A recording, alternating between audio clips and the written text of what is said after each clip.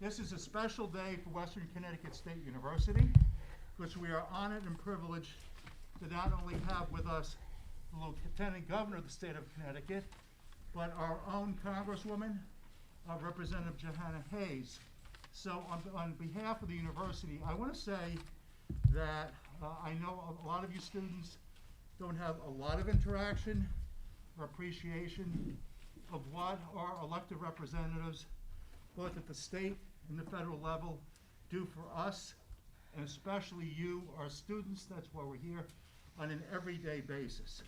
So for our Congresswoman and Lieutenant Governor, on behalf of the university, thank you so much for today. This is a critical issue, and welcome to Western Connecticut State University. Applause, everybody. Yay! So, President Clark, thank you so much. It is great to be back here and to see some wonderful students and staff. We are so delighted to be here today to talk about our continued comeback and reopening here in Connecticut. And before I talk about vaccinations, I want to highlight another piece of good news that has come from our state college and university system. And it comes to us via our fairy godmother of federal funding, Johanna Hayes, and our entire federal delegation. And I am talking about Connecticut's CSCU's forgiveness of $17 million in student loan debt. So I hope that makes people happy. We've all been through a lot, and the governor and I have been able to fund free community college for students across the state, and hopefully that's going to be a big step forward for educational equity and opportunity for everyone in our beautiful state. We want to make sure that we remove as many barriers as possible to our students' education as we possibly can.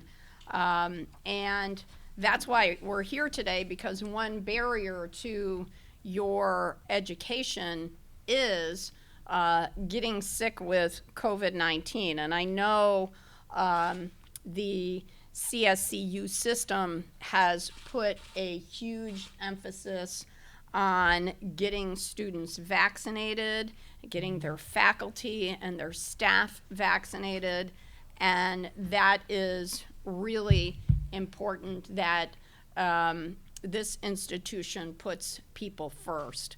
And we all have the power to put COVID in the rearview mirror. No one needs to die.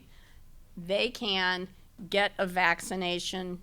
They can get both vaccinations, and that will keep people safe.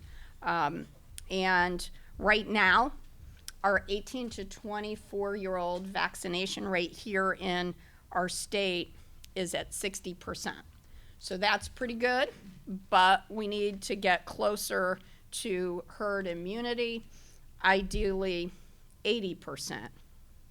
And so my challenge to all of our students here today, and I know some of them, and I had the privilege of meeting some nursing students, Mr. President, earlier in the year, who are actually helping with the vaccination effort right here. And I was very proud to be able to meet them and see them in action and see students taking the opportunity to get vaccinated and pick up a lunch along the way as well.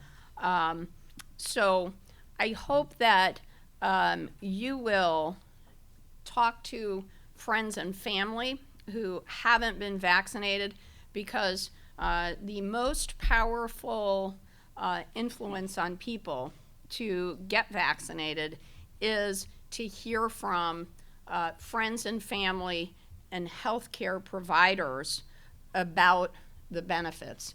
And as the Delta variant, which is now the preeminent strain of the virus in our state and around the country, continues to rage. We've seen in lower rate vaccination states an uptick in vaccinations. People are starting to get the message. And here's the most frightening thing to me about the Delta variant and about COVID-19 is we heard from one of our colleagues in the legislature, Senator Saud Anwar from South Windsor, who also happens to be a pulmonologist. And he said he's heard from his patients, because he's been treating COVID-19 patients throughout the pandemic. He's had people who are not vaccinated, who are on their deathbed with COVID, asking the question if they could get vaccinated. So we don't want to get to a point where it's too late for people. It's really important for people to get vaccinated sooner rather than later so we can have a safe reopening of schools from the earliest level through college and keep our state safe and reopening. And I'll tell you that people have already acknowledged the safety of our state. We're not done yet. We still have work to do. But places like Danbury, and this is pretty impressive for a larger city, Danbury has over a 60% vaccination rate. But we're not done. That's why we're here. That's why we've brought our Congresswoman, Jahana Hayes, who is an amazing educator and a tremendous advocate for her district and our state. And I give you your great Congress lady, Congresswoman Hayes. Thank you. Thank you, Lieutenant Governor, and thank you to everyone for being here today.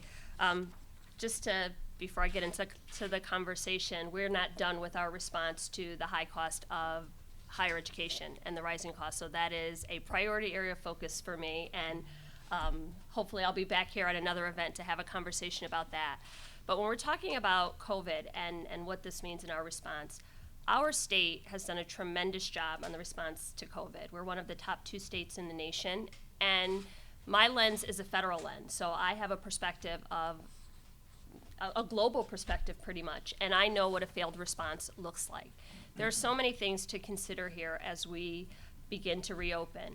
And in this room, there's not just nursing students, and I'm happy about that because our response to COVID and what we do has to be just multifaceted. It's not just healthcare professionals that have to deal with this. And here on a college campus is a great place to have this conversation because we have to educate people.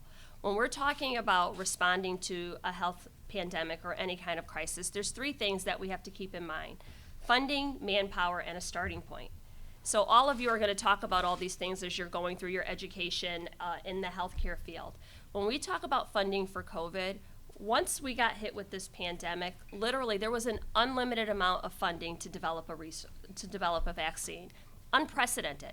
So when people have concerns about how quickly it happened, it's because everything else stopped in order for us to shift our focus on developing a vaccine. Manpower. The entire global community, every researcher, 150 million people in clinical trials, the world stopped to develop this to develop this vaccine.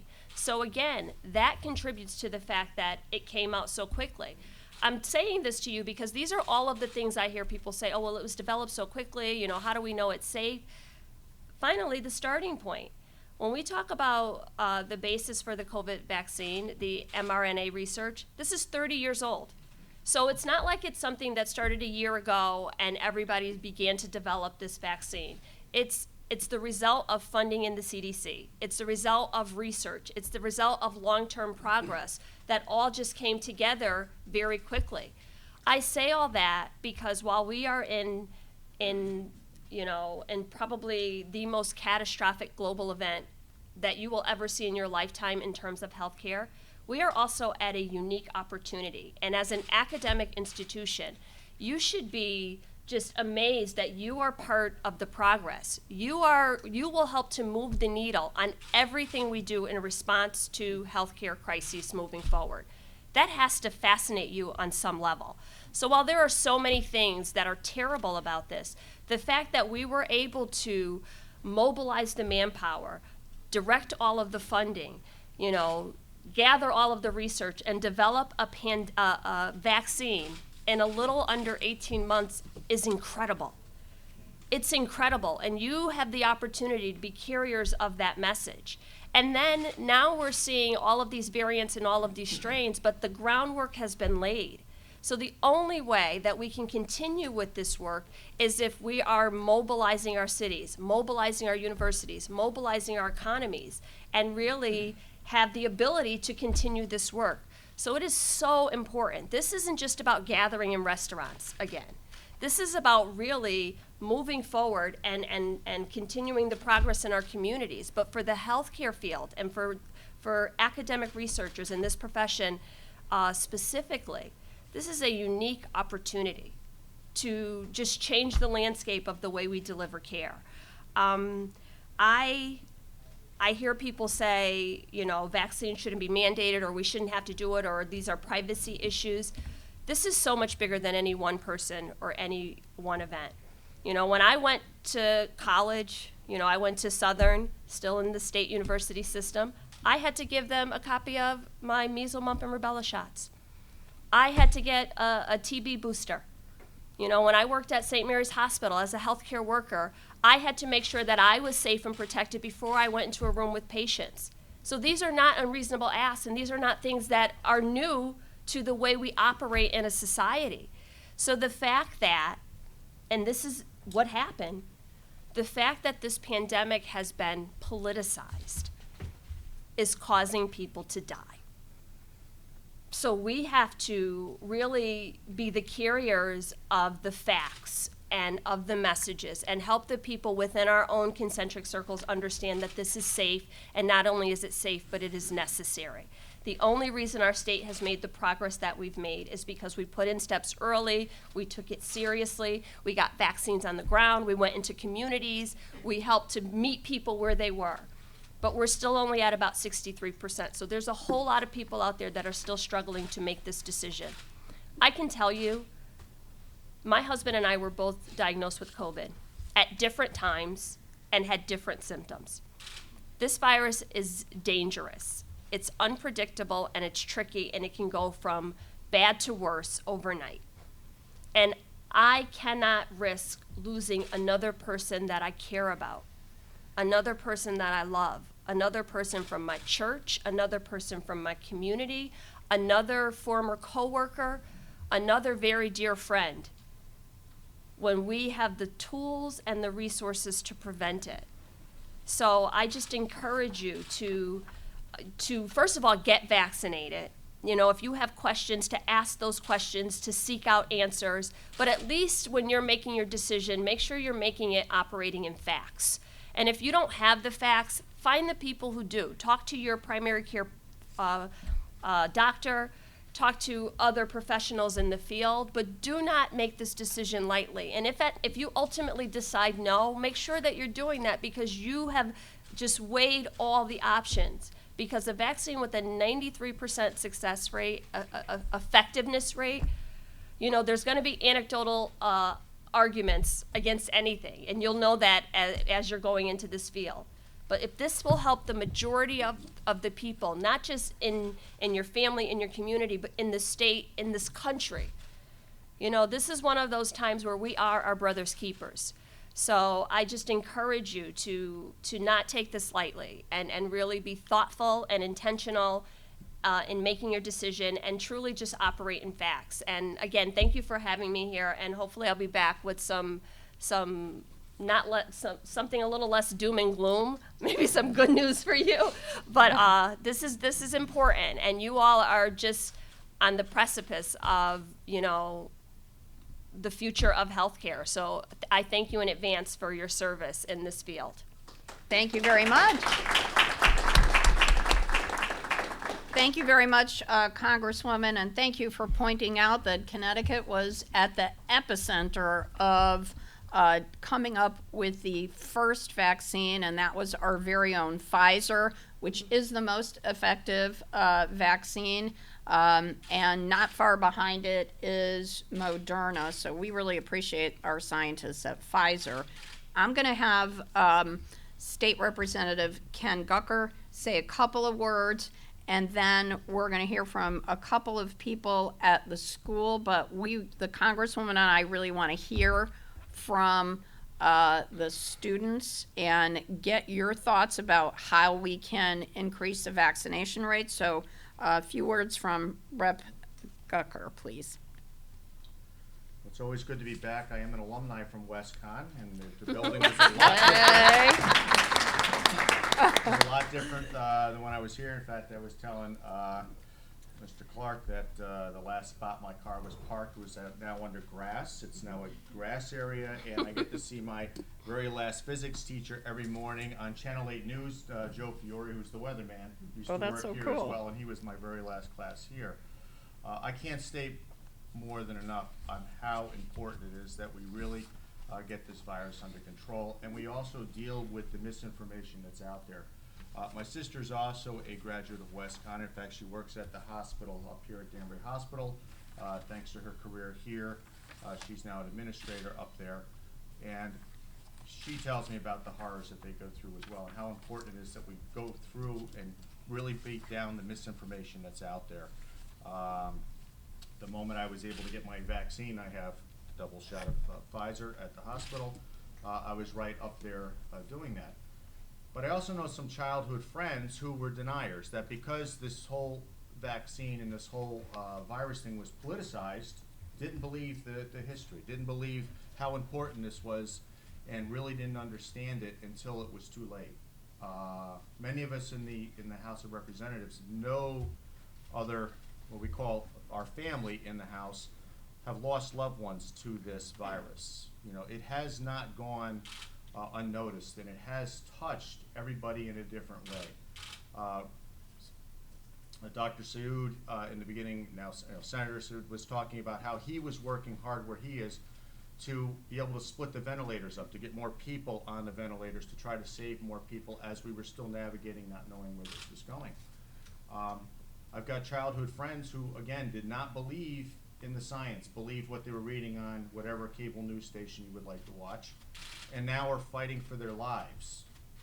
You know, they're in their 40s and their 50s, healthy individuals who now are looking at double lung transplants and looking at serious health issues that have forever changed their mind, have ever changed their lives, due to misinformation, due to politicizing and not dealing with the facts. So I hear, like the Congresswoman and like my good friend Mr. Bysiewicz, here to listen to you, but also, if I can get one message out there, believe in the science and don't let the sway of the news change you from that, and get that information out to your friends, because the worst thing you have to do is look at somebody who's your contemporary and say, I don't know if they're going to make it through the rest of the year. I don't know if I'm going to be able to see them at another holiday, because we don't know where this is going. And like we were hearing in many states that are having a very low vaccination rate, those are the ones where the Delta variant is really thriving, because these people did not believe in the vaccine. And now, from what we've learned from the CDC, the variant needs a host. And these people, unfortunately, being the host, that now we may be looking at more rounds of boosters and everything else. So again, I appreciate all that you're doing. It's always good to be back to my old school, and I just walk around going, boy, nothing is like I remember it being. That's a good thing. That is a good thing. It's It's a very good nicer thing. than you remember.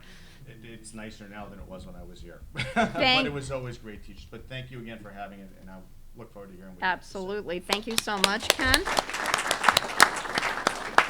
All right, so I just want to say thank you to Dr. Missy Alexander, Provost and Vice President of Academic Affairs, to Dr. Keith Betts, Vice President of Student Affairs, Pano Koukopoulos, Koukopoulos?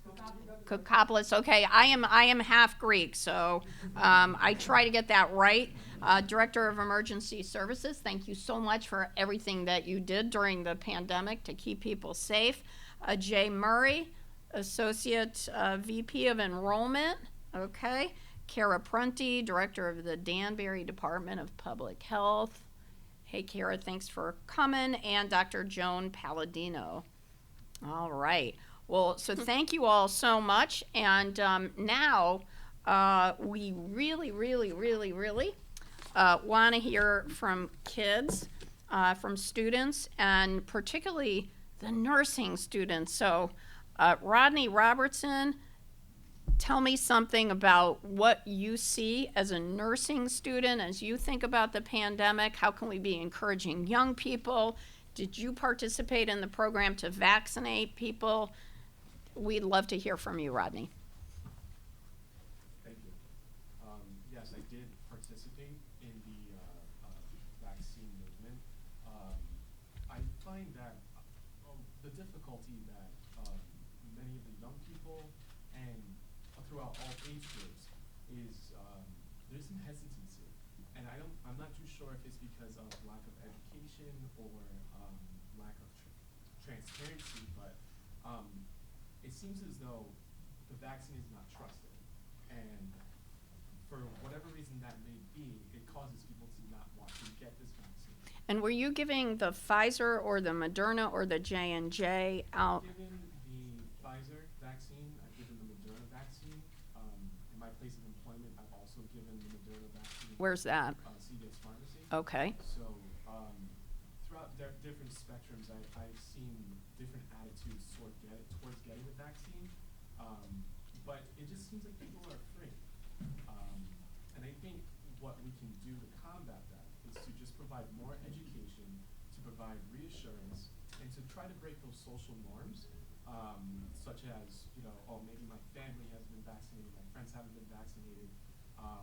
We should be able to provide information to those individuals to let them know that they would be protecting those people that, are in their family and in those friendships. Can I just say, just a couple things. So part of the challenge, it starts at the top. It starts at the top. I think about just on a much smaller scale, when I was younger, everybody got chickenpox, and then they came out with a chickenpox vaccine, and I never questioned it when I went for my child's immunization, that now we have a vaccine against chickenpox so that kids don't have, and that wasn't even a deadly disease. But it is education. But if you take that one step further, it's not going to come from the lieutenant governor or I. Lieutenant governor's not going to convince your grandma to get vaccinated. She's going to look at her grandson Rodney, who's a nursing student and probably the smartest medical professional that she knows, to help her to understand. And by that I mean it's going to take people in communities to be the facilitators of this.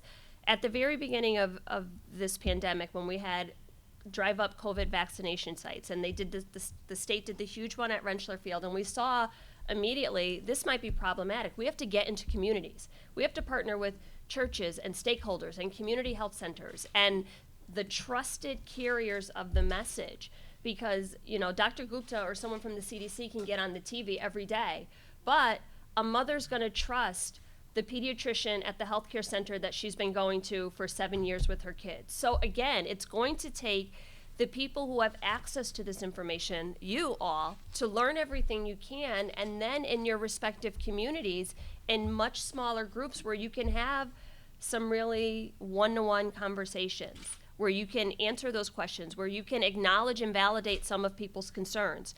You don't know how many times I've heard people bring up the Tuskegee experiment. So much has changed in research, in the delivery of services, in our healthcare profession. So many guidelines and parameters have been put in place to make sure that nothing like that happens again. So it's one of those things where you acknowledge, yes, I understand that this might be a cause for your concern, and these are all the things that have been done, and these are the questions that you can ask, and this is how you access it, and this is where you ask those questions. But that has to happen because, again, we're asking people who are right now, everyone who wants to get vaccinated, for the most part, has had access or been able to get vaccinated. So the people who are left are going to need some convincing. So we cannot just brush their concerns aside. You know, there are people who have serious concerns for whatever reason about, is this safe? So we have to acknowledge that there's some validity in those concerns and just try to get as much good information as we can out to those people in those communities. And that's not going to come from me. Like, I can hold down my corner of the vineyard, you know, when I'm at church or when I'm talking to people I know, I'm saying, you know, I got it and this is what it is. And now my bigger concern is for children who are not even eligible. Because if the adults aren't vaccinated, then we put kids 12 and under at risk. So we just have to have a broader conversation about all the nuances and what that means. And we can go around ad nauseum to every facility in the state, but your family's going to listen to you before they listen to me. So if everybody kind of just operated from that mentality, like we all have a role in delivering this information, and all the people who have gotten vaccinated, let people know this is what it was like and this is what I experienced, and you know, just have those conversations. I think that's how we do this. It's going to be really a grassroots effort. So, Congresswoman, thank you so much for that, and thank you for bringing up the community health centers. So, the community health centers in our state have helped put forward about a quarter of the 4.53 million doses that we've administered here in Connecticut. And in fact, Danbury has one of the best ones. Yeah, the and center here in Danbury is one of the best community Yep, health and centers in the state. They gave me my shot in Danbury. The other one I got at Rentschler Field. So I want to go to Felipe Alves, also a nursing student, and get your insight, because here's what we know across the country and here's what we know about Connecticut, that in Black and brown communities, the life expectancy in 1 year for people of color dropped 3 years. For white people, it dropped 1.5 years. We've lost so many people. So, Felipe, I'd love to get your perspective on what we can do to address this issue in communities of color who are still lagging in terms of getting vaccinations. You know, I feel like Rodney touched up on some very good points. You know, a lot of it centers off the education point of things. And I feel like the Community Health Center has done a great job in educating people and getting out to those communities and putting that out there. And like you said, we're more likely to listen to our children and the young adults in our families to actually educate our older family members to get vaccinated, or likewise for them to educate us. So I feel like the Community Health Center has done a great job with reaching out to these communities and educating them to get this vaccination. Thank you very much for that. So, One of the things that we fought for at the federal level, and this was a fight, and again, it's just common sense. We fought to make sure that even people in our communities who are undocumented had access to the vaccine. This vaccine doesn't carry a passport. It doesn't care where you're from. It doesn't care what your status is. And we made, with federal language, first of all, the vaccine available at no cost, whether you had insurance or not, to anyone in the community, which makes sense because if we have large concentrations of unvaccinated people in a community, they become hosts, and then the whole community is at risk. We tried to make sure that there was language in there to have translated into multiple languages. But again, the most trusted advocates are people in the community. But I had to even talk to employers locally to say, no, you know, if you have employees who are afraid to come in, or people thought that the information was being collected and would be used for something else, by the time you change your mind, for some people it's too late. So again, just validating in those super specific communities that, you know, it is safe, and literally there are people that this is all they do. Research is all they do. And so this did not, again, come about in a year. This is the result of 30 years of work and a worldwide effort with funding and resources. So I want to ask two female nursing students, because we just heard from two male nursing students, and I'm so delighted you gentlemen are pursuing the profession, because our state so needs healthcare professionals. So Julia Font and Melissa Morera, can you tell us anything you've learned from your experience with this vaccination program, and any other thing you'd like to share on how we could get more young people vaccinated in our state? Okay.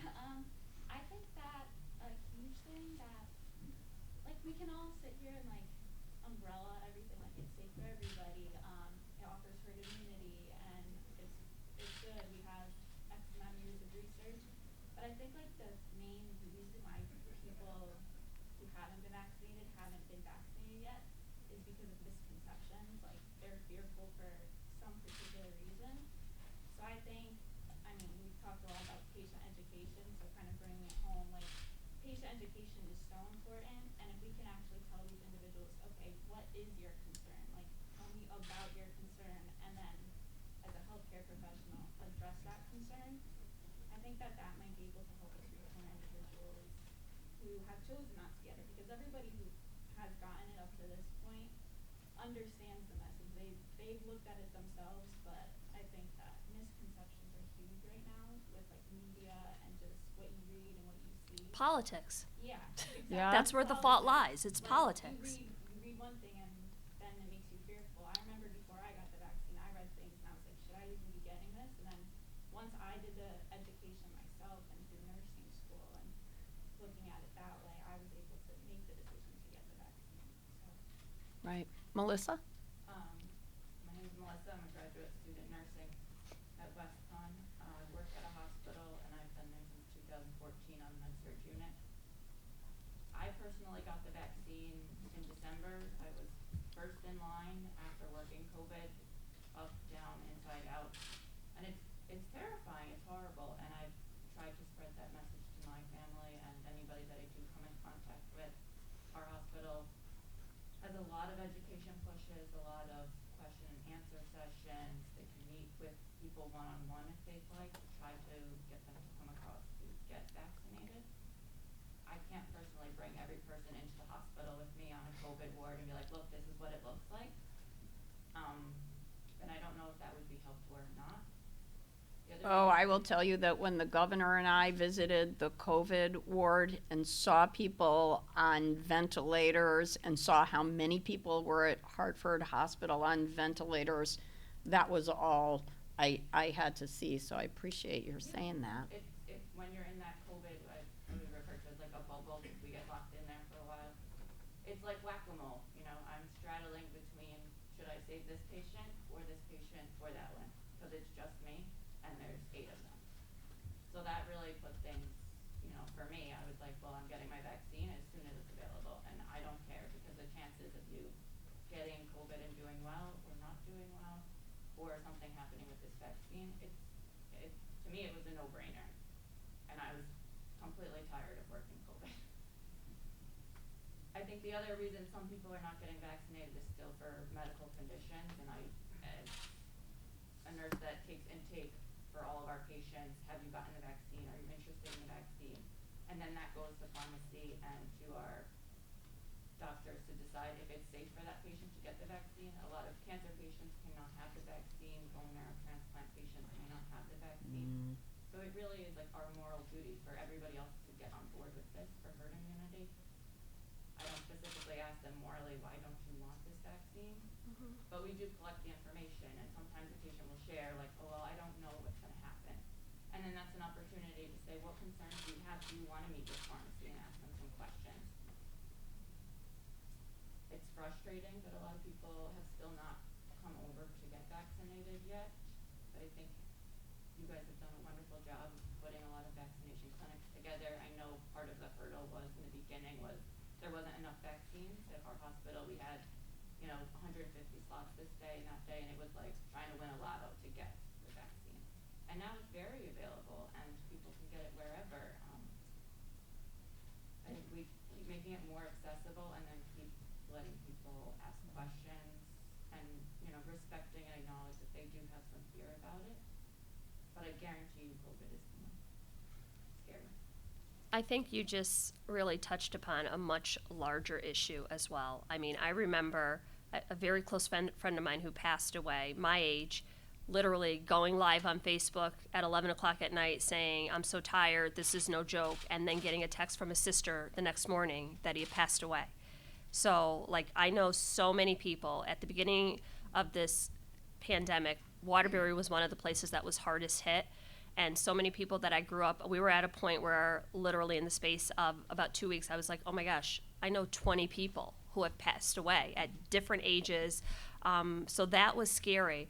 But to your point about people having underlying or pre-existing conditions, it's not an accident that minority communities were hit the hardest. Because there are so many comorbidities that exist already in those communities, things like diabetes, asthma, high blood pressure, hypertension, all of those things that are the result of a variety of things: lack of access to healthcare, lack of affordability, unstable housing conditions, nutrition deficits, all of those things that make a person healthy to begin with, that also would, help them to resist something like a global pandemic. So we are really the lid is blown all the way off, where we really have to have a much broader conversation about healthcare, because for a lot of people, this isn't just a conversation about vaccines. This is the residual effect of a mistrust between them and the medical profession for 20 years. This is a person with diabetes who has already had 6 toes cut off because they haven't had proper preventive care, and now you're saying, no, trust me, this is the one time where we're giving you all the information and this is going to work. So it really is a much larger conversation, and we're trying right now to center on vaccines because that is the issue at hand. But it has to be where we are taking a step back and being reflective and saying, what do we need to do differently so that if something happens, there were people who didn't even have a primary care physician to call a year ago. Scrambling, where can I even get tested? So now there's all of this information, test sites and vaccine clinics, but that really is not indicative of the healthcare structure, which really lends itself to why people are nervous or hesitant. It's not just about a vaccine. It's about why now should I trust that everything that is coming out of this profession is true and correct when I've had just an uncomfortable relationship thus far, or a relationship where I expected that the quality of my care was going to be substandard because of my status or economic status or the facility that I chose. This is a much larger conversation. Right now we're talking about vaccines, but all of the concerns that all of you are talking about are valid concerns.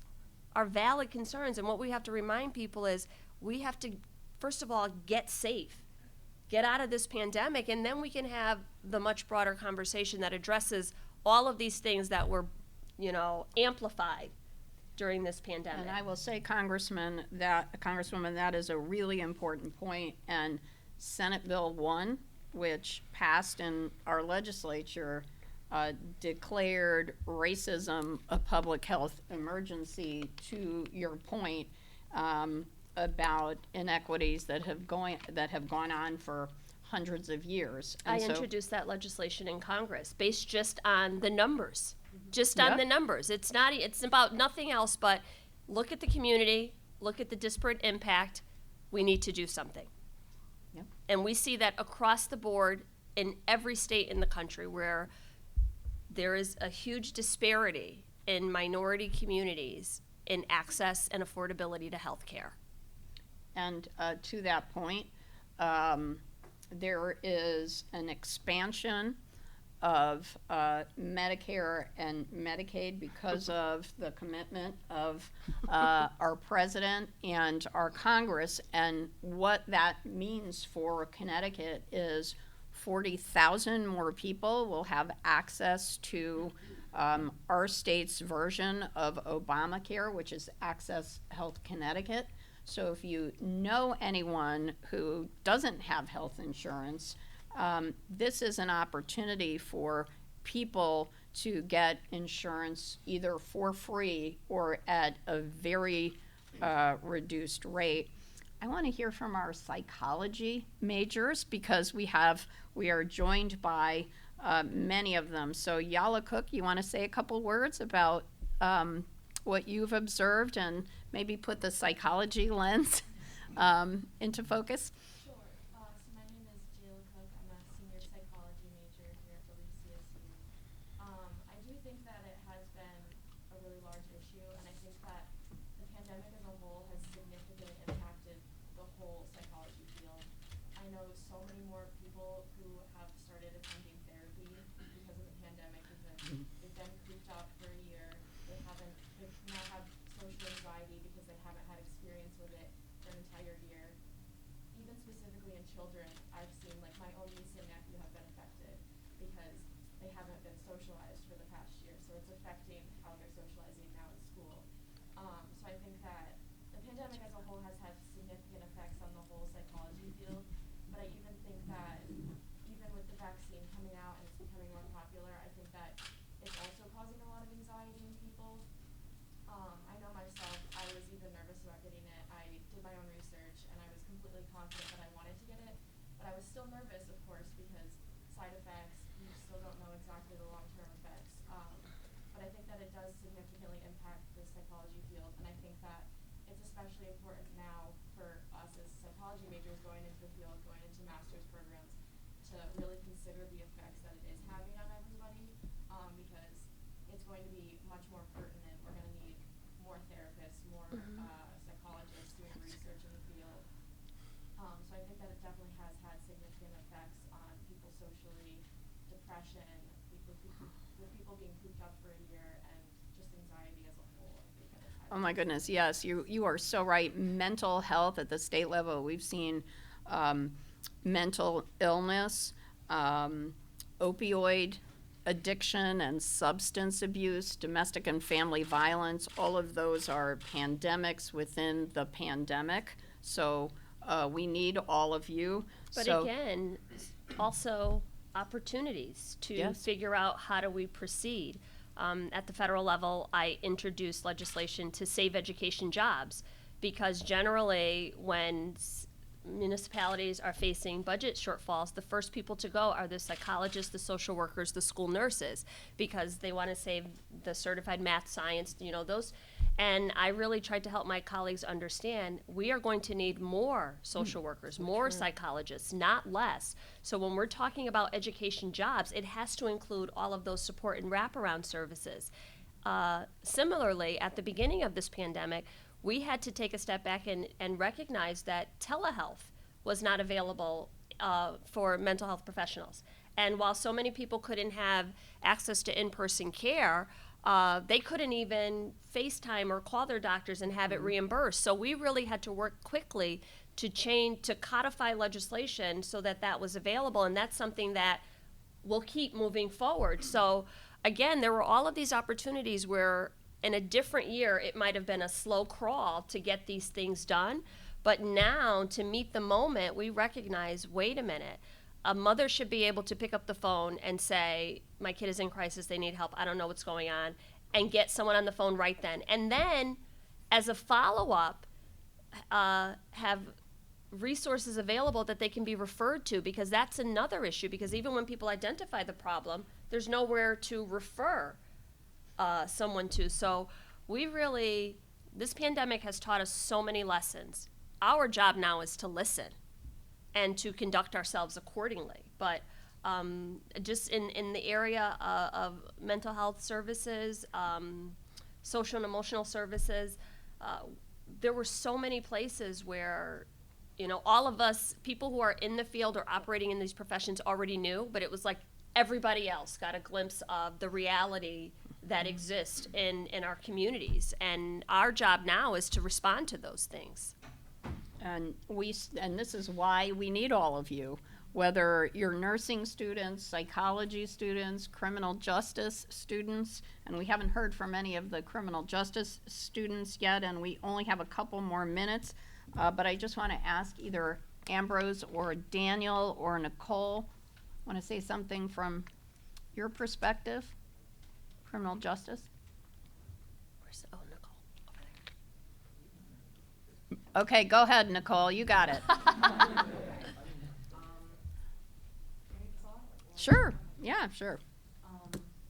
I just first want to thank the nursing majors, the psychology majors, because you're doing great, and you guys have I congratulate your brain capacity for learning everything you guys are learning. But I could say till I'm blue in the face that the reason I got vaccinated was because I wanted my senior year back. I wanted my college back. I wanted to go on the field and cheer again. But after seeing how sick my mom got, after seeing how sick my sister got, and my dad got, I was cooped up in my room. I never got it still. But after seeing how sick they were and seeing how hard my sister struggled, she's in high school, she's going into her junior year, and she still has no real idea what high school looks like yet because she's been online for so long. So when people talk to me about how they don't want to get the vaccine and ask, why? Some of my business web I would like to know sometimes, and they say, oh, I saw this on TikTok. I saw this on YouTube. I saw this here. I saw this there. TikTok is not our doctors. YouTube is not our doctors. It's just an opinion, a political opinion that people are trying to force on some people.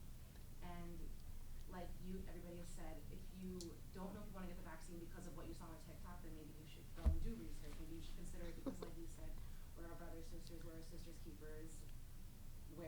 My parents' keepers, our grandparents, everybody in our family, and if we want herd immunity, we have to be okay. We have to get the vaccine.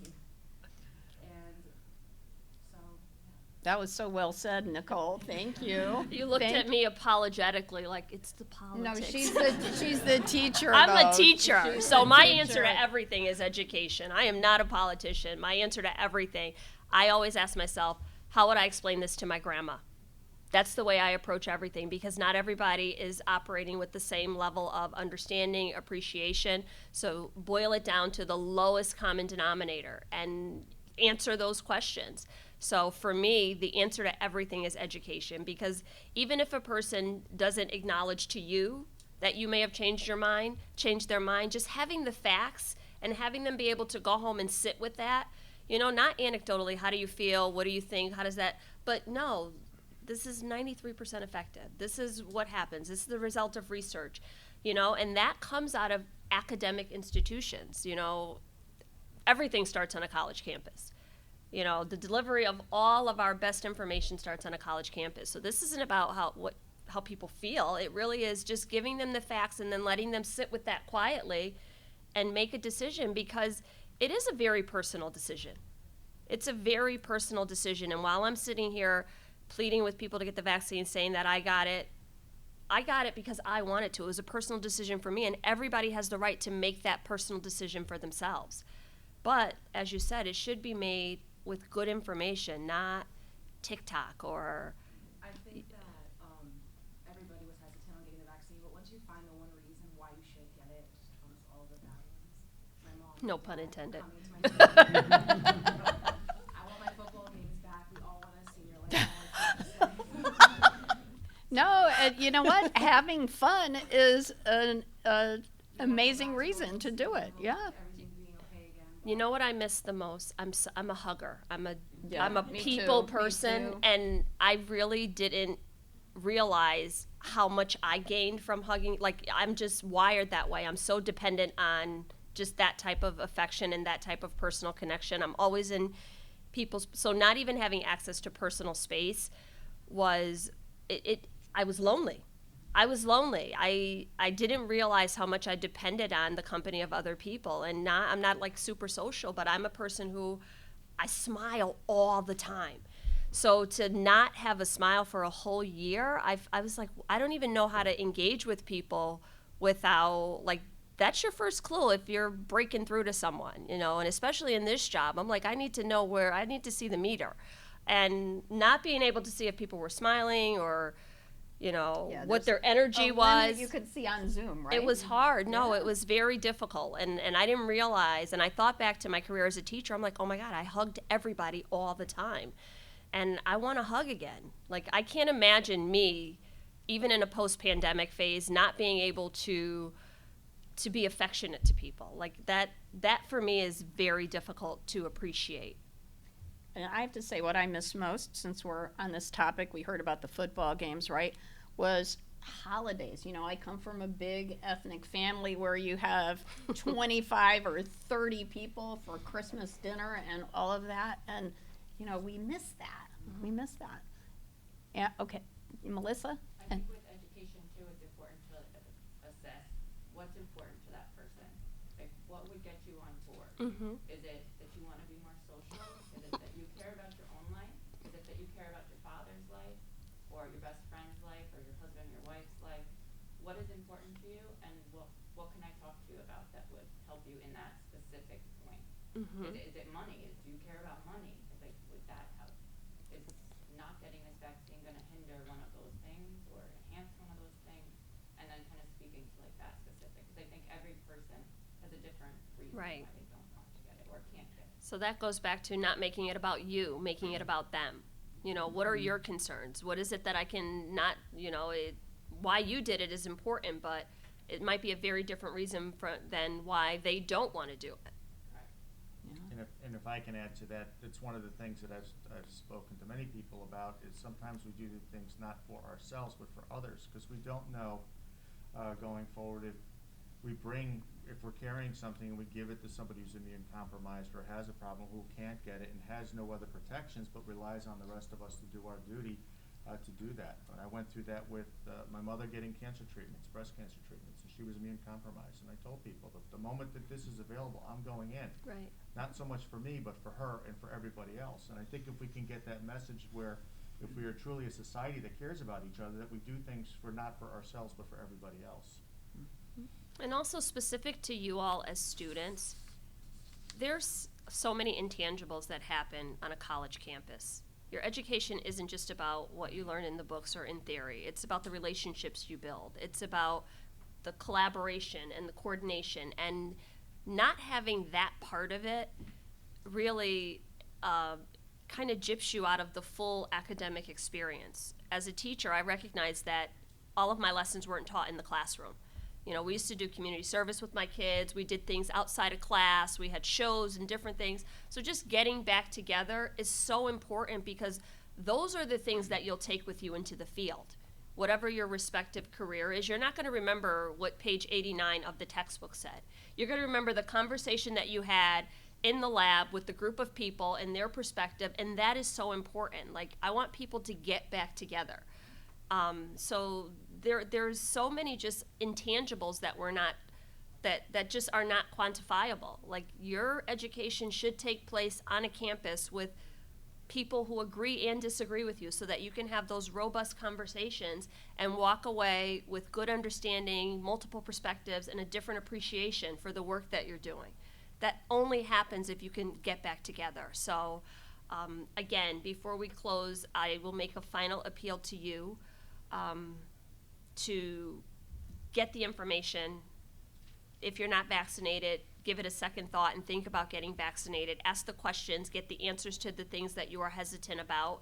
And if you are vaccinated, then share your experiences or just help to educate someone else because it is so important. Congresswoman, we're going to have to leave it right there, but I'm going to give either Tara Costello, Ambrose Richards, or Daniel Berry an opportunity to have the last word. Thank you, Ambrose. To be honest, as an athlete, I got the vaccine because I wanted to get back to the reason I came to this school. I came here to play sports and get education.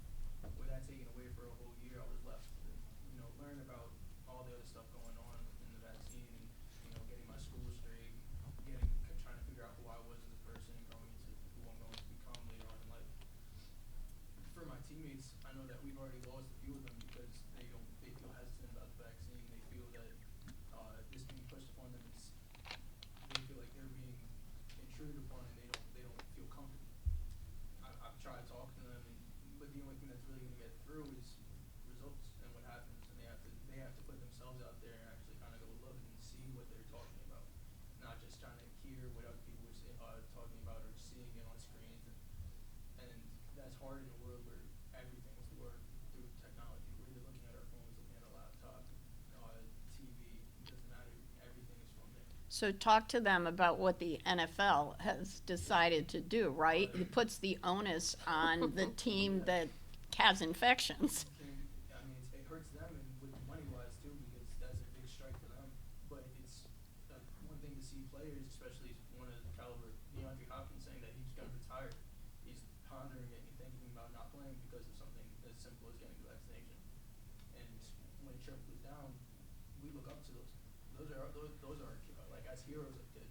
We look up to them. We see them every Sunday, and that's who we aspire to be.